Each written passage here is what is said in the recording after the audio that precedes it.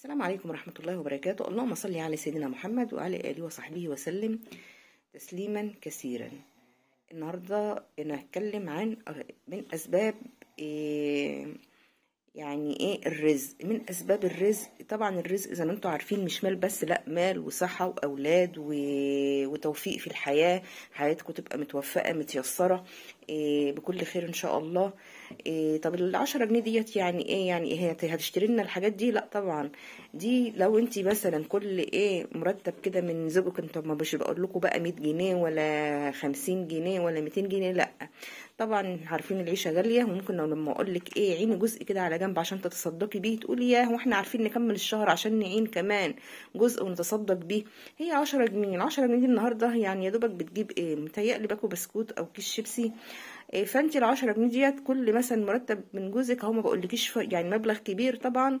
لو هو مرتبه اكتر من كده عيني 100 جنيه على جنب كده وتصدقي بيها. طبعا مش هقول لك بقى اديها لحد ال10 جنيه دي، لا انت مثلا كل مثلا بياخد بمرتبه بالاسبوع هتعيني كل اسبوع 10 جنيه. مرتبه باليومية هتعيني كل برضو يوم 10 جنيه. مرتبه بالشهر هتعيني كل شهر بقى 100 جنيه مش 10 جنيه. تجمعيهم كده مع بعض وتروحي كل كام شهر كده تجمعيهم وتتصدقي بيهم. يعني اي حاجة بيقولك اي نوايا بتسند الزير. فطبعا يعني ال10 جنيه في نظرك ان هي نوايا، ففعلا هتسند. ممكن تكون معاكي انت ما بتجيبش حاجة، مع ناس تانية هتجيب. وطبعا لما انت تصدقي ب10 وغيرك يتصدق ب10 وغيرك يتصدق ب10، ان محدش هيبقى محتاج ان شاء الله. ولو ان يعني فعلا الدنيا بقت غلا، انا بقول دي يعني بيقول لك اذا امرت ان تطاع فامر بما تستطيع. يعني انا يعني مش بامركم، انا بوجهكم. ممكن تقولي ما فيش ما بيكفيش، لا ابسط الاشياء 10 جنيه. فالصدقه بتوسع بتكتر الرزق. الصدقة بتشيل بترفع البلاء. الصدقة بتغير الأقدار. هو القدر بيتغير، القدر بيتغير بالدعاء وبالصدقة. طول ما انت بتدعي كل ما ربنا بيغير لك قدرك للأفضل والأحسن. طول ما انت بتتصدقي ربنا برضه بيرفع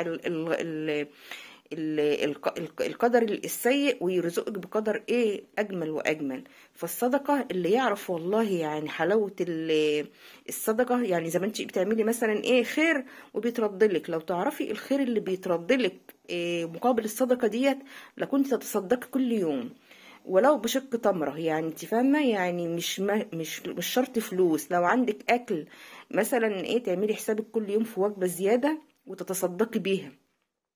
عندك لبس لابنك او بنتك يكون لسه برضو كويس كده، مش متبهدل مش متقطع، وتتصدقي بيه. ويكون صغر على اولادك وتتصدقي بيه. لكن انا بشوف الناس النهارده بقت صعبه قوي قوي، وبيعرضوا الملابس بتاع اولادهم للبيع على النت. فانا بقول احتمال يكونوا محتاجين، لكن لو مش محتاجين يبقى نتصدق بيه وننفع غيرنا.